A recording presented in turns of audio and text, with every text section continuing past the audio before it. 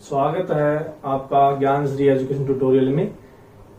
मैं ललित शर्मा फिर एक बार आपके लिए पॉलिटी का एक नया टॉपिक जो 10+2 और कॉम्पिटिटिव एग्जाम के लिए बहुत जरूरी है और बहुत ही वैल्यूएबल टॉपिक है, भारत का संवैधानिक विकास। भारत का संवैधानिक विकास, भारत के संविधान का विकास कैसे हुआ, इसके बारे में हम जानेंगे और डिस्कस करेंगे। जो आजकल लॉकडाउन में चल रहा है, तो लॉकडाउन में क्या है कि बच्चे पढ़ नहीं पा रहे हैं, 10+2 वाले भी, कॉम्पिटिटिव वाले भी, उनके लिए बहुत अच्छा एक टॉपिक लेकर आए हैं ज्ञान श्री एजुकेशन ट्यूटोरियल की तरफ से। तो आज का हमारा टॉपिक रहेगा भारत का संवैधानिक विकास। संविधान, पहली बात तो संविधान है क्या? संविधान वह दस्तावेज है जो शासन के मूलभूत सिद्धांतों का वर्णन करता है। दूसरी भाषा में यह भी कहा जा सकता है कि संविधान हमारे राष्ट्र, हमारे देश की रूपरेखा को भी तैयार करता है। संविधान को देश की आधारभूत विधि भी कहा जाता है, फंडामेंटल लॉ भी कहा जाता है। तो आगे देखिए इसके बारे में क्या है कि संविधान का विकास कैसे हुआ, किस तरीके से हुआ, क्या क्या संविधान के विकास में अनिवार्य रहा, क्या क्या जरूरी है भारत संविधान के विकास में। तो आज हम देखते हैं भारत संविधान का विकास का जो इतिहास है, भारत का संविधान विकास का इतिहास। भारतीय के संविधान के विकास का जो इतिहास को दो भागों में बांटा गया है। नंबर 1, पहला ईस्ट इंडिया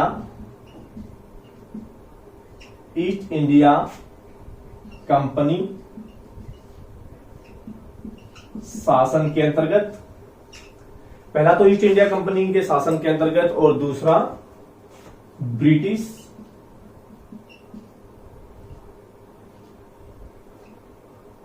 क्राउन के अंतर्गत, के शासन के अंतर्गत। ठीक है, ईस्ट इंडिया कंपनी के शासन के अंतर्गत एवं ब्रिटिश क्राउन के शासन के अंतर्गत भारतीय संविधान का विकास का इतिहास दो तरीके से माना जाता है। परंतु माना जाता है कि भारत का जो संविधान है उसका विकास एक निश्चित समय पर नहीं हुआ। निश्चित समय पर नहीं माना जाता। भारत का जो संविधान का जो विकास है वो निश्चित समय पर नहीं हुआ, परंतु इसका क्रमिक वर्णन है।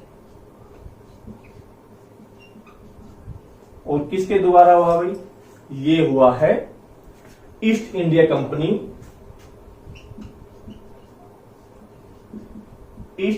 कंपनी के अंतर्गत हुआ, और बहुत ही धीमी गति से हमारे संविधान का विकास ब्रिटिश सरकार के द्वारा किया गया था। तो पहला तो है ईस्ट इंडिया कंपनी के शासन के अंतर्गत, और दूसरा है ब्रिटिश क्राउन के शासन के अंतर्गत। ईस्ट इंडिया कंपनी, भारत में ईस्ट इंडिया कंपनी की स्थापना कब हुई थी? कब आई थी ईस्ट इंडिया कंपनी?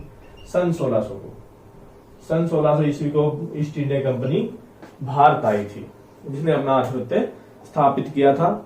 और आगे चल के सन 1765 को महारानी एलिजाबेथ ने अपना अधिकार पत्र सौंप दिया था, और 1858 तक ब्रिटिश आधिपत्य पूरे देश में स्थापित हो गया था, और भारत का जो व्यापार था भारतीयों से छीनकर ब्रिटिश सरकार के हाथों चला गया था।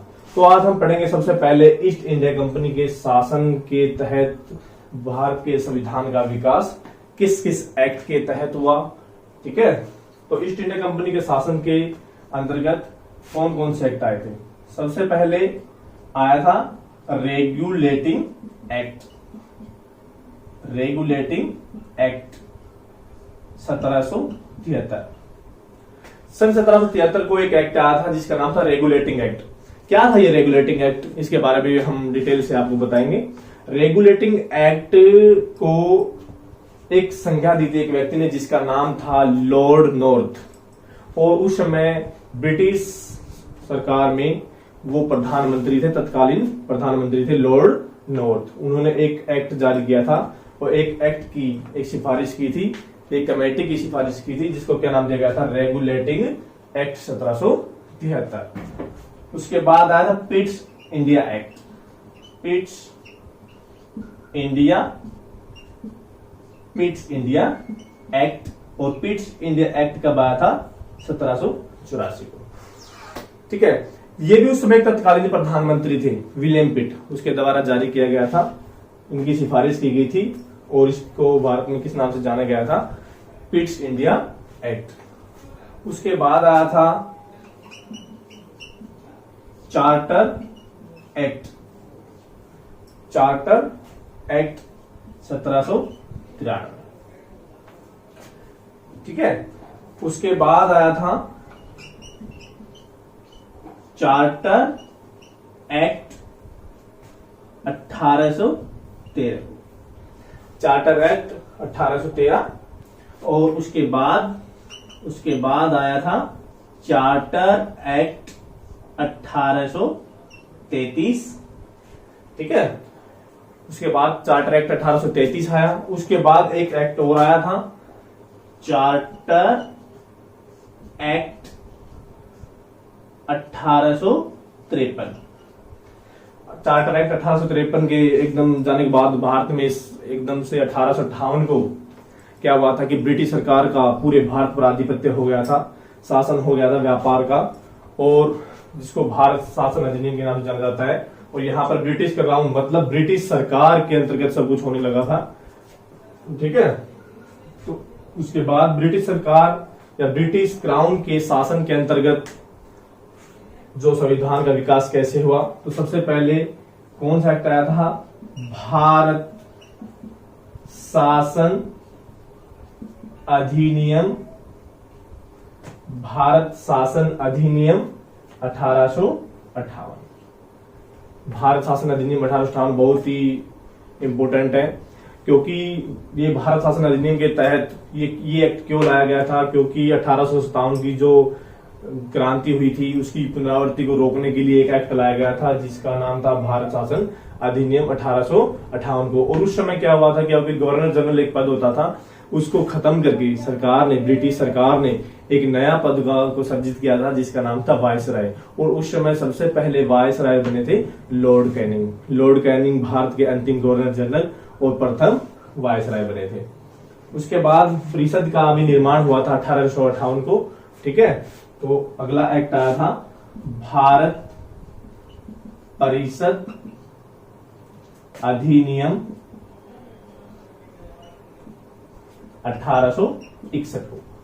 1861 को, क्योंकि 1858 को परिषद का भी निर्माण हुआ था।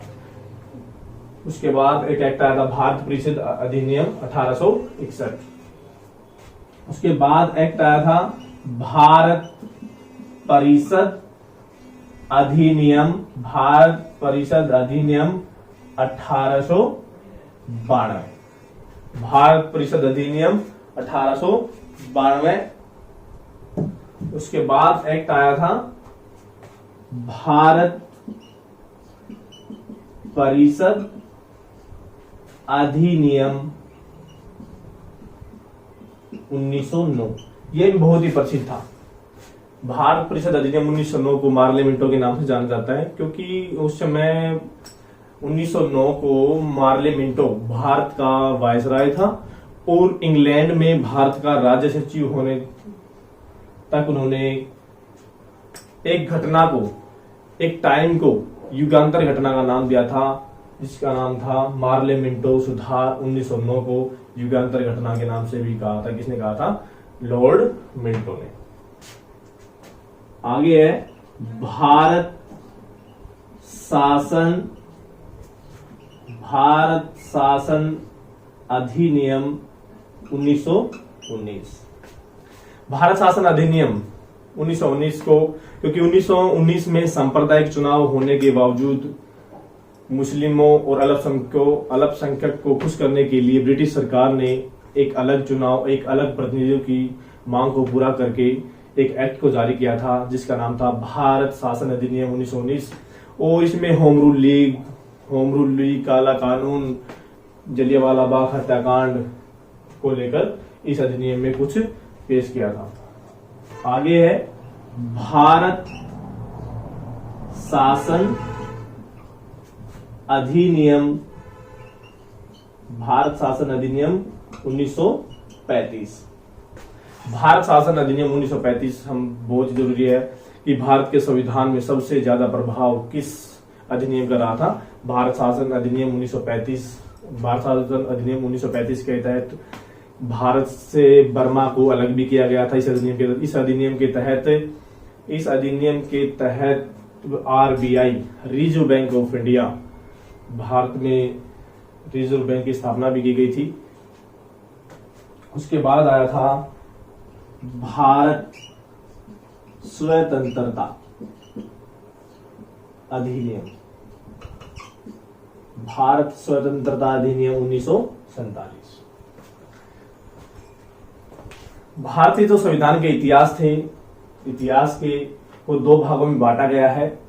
एक तो था ईस्ट इंडिया कंपनी के अंतर्गत, ईस्ट इंडिया कंपनी के शासन के अंतर्गत जो भारत का जो संविधान का विकास हुआ था, और दूसरा था ब्रिटेन क्राउन, मतलब ब्रिटिश सरकार या ब्रिटेन क्राउन के अंतर्गत संविधान का विकास। रेगुलेटिंग एक्ट सबसे पहले आया था। रेगुलेटिंग एक्ट 1773 को आया था। Pitt's India act 1784, charter act 1793 को, और चार्टर एक्ट 1813 को आया। उसके बाद एक एक्ट और आया था, चार्टर एक्ट 1833, और चार्टर एक्ट 1853 के बाद 1858 को ब्रिटिश सरकार का आधिपत्य हो गया था और ब्रिटिश क्राउन के अंतर्गत चलने लगा था। ईस्ट इंडिया कंपनी के ऊपर अधिकार हो गया था पूरे ब्रिटिश सरकार का। तो ब्रिटिश क्राउन या ब्रिटिश सरकार के शासन के अंतर्गत भी भारतीय संविधान का विकास हुआ। वो कौन कौन से अधिनियम आए, कौन कौन से शासन अधिनियम आए, कौन कौन से परिषद अधिनियम आए। देखो, भारत शासन अधिनियम 1858, भारत शासन अधिनियम 1858 बहुत ही महत्वपूर्ण अधिनियम आया था, क्योंकि 1857 की पुनरावृत्ति को रोकने के लिए भारत शासन अधिनियम 1858 को पेश किया गया था। उस समय वायसराय लॉर्ड कैनिंग आए थे, क्योंकि गवर्नर जनरल पद को खत्म कर दिया गया था और वायसराय पद को शुरू कर दिया गया था, सर्जित कर दिया गया था नया पद को।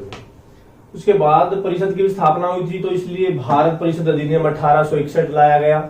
उसके बाद भारत परिषद अधिनियम 1892 को लाया गया। उसके बाद भारत परिषद अधिनियम 1909 को लाया गया।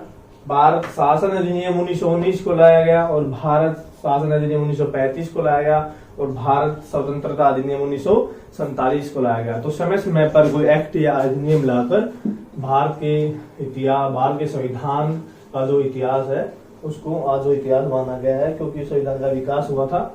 तो आगे देखते हैं जितने एक्ट थे वो क्या क्या एक्ट थे, उसमें क्या क्या सामग्री थी, वो आप लोगों के सामने अभी देखते हैं, देखना। तो सबसे पहले कौन सा एक्ट आया था? सबसे पहले एक्ट आया था regulating act. Regulating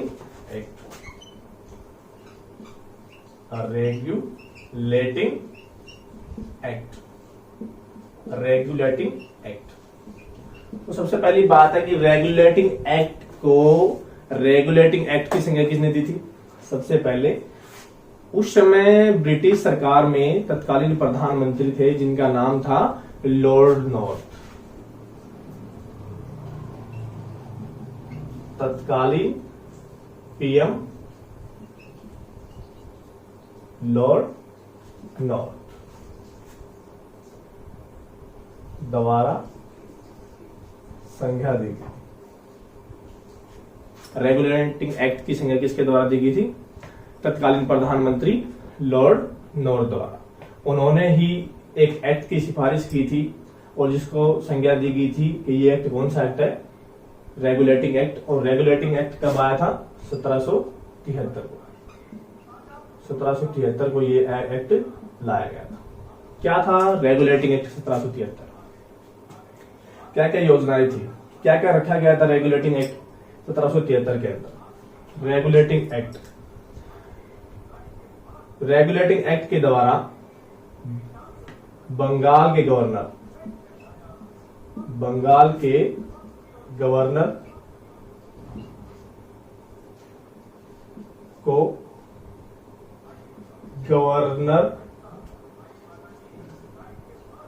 governor general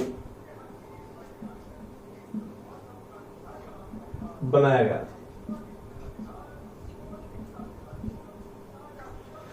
1773 के रेगुलेटिंग एक्ट के तहत गवर्नर पद को क्या बनाया गया था? गवर्नर जनरल पद बनाया गया था।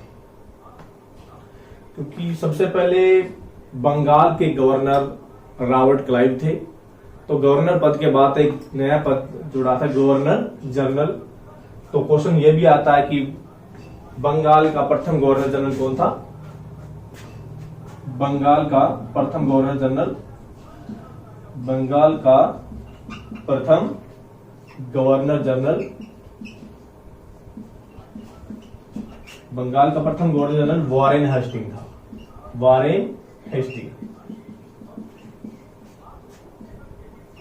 इनसे एक क्वेश्चन और आता है कि बंगाल का प्रथम गवर्नर जनरल वॉरेन हेस्टिंग था, और ऐसा कौन सा गवर्नर जनरल था जिसके ऊपर महाभियोग लगाया गया था? महाभियोग। तो इनके ऊपर महाभियोग भी लगाया गया था।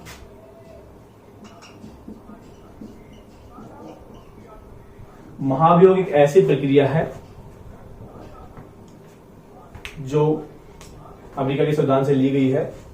अमेरिका के संविधान से यह विधि ली गई है, और किसी के वायसराय, गवर्नर या किसी पद के ऊपर आरोप साबित करने की एक विधि होती है, जो सबसे पहले किसके ऊपर लगी थी? वॉरेन हेस्टिंग के ऊपर। और महाभियोग भारत में राष्ट्रपति पद पर भी लग सकता है, मुख्य न्यायाधीश पर भी लग सकता है महाभियोग। आगे रेगुलेटिंग एक्ट के तहत कलकत्ता में सुप्रीम कोर्ट की स्थापना भी हुई थी। कलकत्ता में उच्चतम न्यायालय,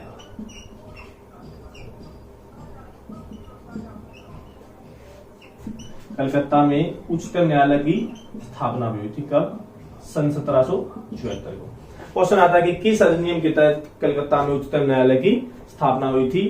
तो रेगुलेटिंग एक्ट 1773 के अंतर्गत कलकत्ता में सुप्रीम कोर्ट की स्थापना हुई थी सन 1774 को। और उस समय कलकत्ता उच्चतम न्यायालय के मुख्य न्यायाधीश कौन थे? मुख्य न्यायाधीश सीजीआई, चीफ जस्टिस कौन थे? Elijah Impey. Elijah Impey Calcutta उच्चतम न्यायालय के पहले मुख्य न्यायाधीश थे।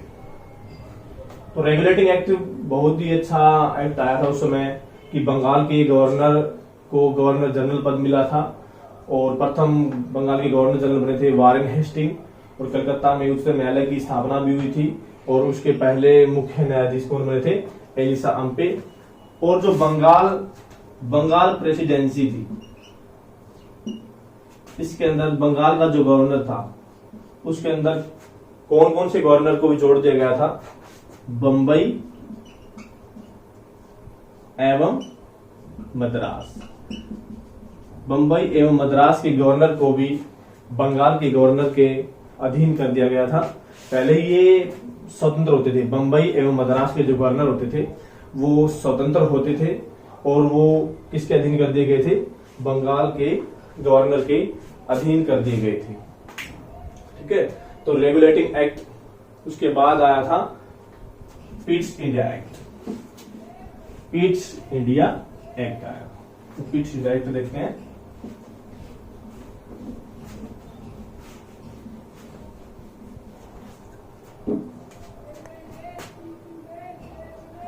Pitt's India act. Pitt's India act कब आया था? 1784। सबसे पहले तो पिट्स इंडिया एक्ट को पिट्स एक्ट क्यों नाम दिया गया था? क्योंकि उस समय तत्कालीन प्रधानमंत्री, ब्रिटेन के तत्कालीन प्रधानमंत्री विलियम पिट थे। विलियम पिट तत्कालीन प्रधानमंत्री थे और भारत में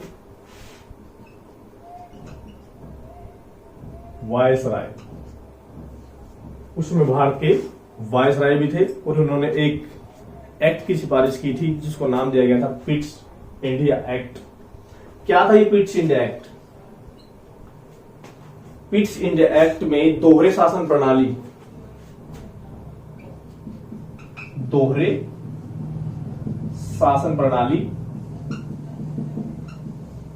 की शुरुआत हुई थी। पिट्स इंडिया एक्ट में दोहरे शासन प्रणाली की शुरुआत हुई थी। क्या थी दोहरे शासन प्रणाली? बोर्ड ऑफ डायरेक्टर्स और बोर्ड ऑफ कंट्रोल, मतलब व्यापारिक एवं राजनीतिक, व्यापारिक एवं राजनीतिक दोनों मामलों को अलग अलग कर दिया गया था पिट्स इंडिया एक्ट के तहत। उसके बाद आया था चार्टर एक्ट। Charter act 1793। क्या था चार्टर एक्ट? क्यों लाया गया था चार्टर एक्ट? इस समय महारानी एलिजाबेथ ने अपने अधिकार पत्र को जारी करके कंपनी का जो अधिकार था उसको 20 वर्ष के लिए आगे बढ़ा दिया गया था। 20 वर्ष के लिए आगे बढ़ा दिया गया था। कंपनी के अधिकारों को 20 वर्षों के लिए बढ़ाया गया।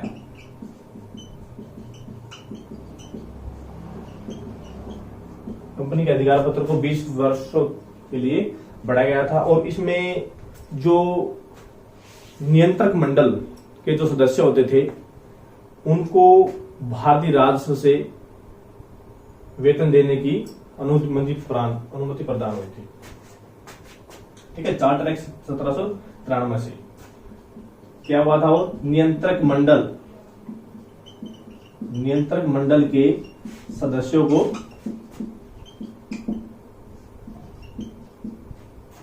भारतीय राजस्व से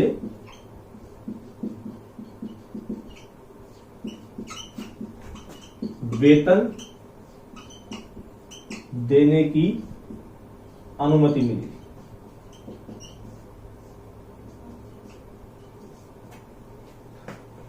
वेतन देने की अनुमति मिली।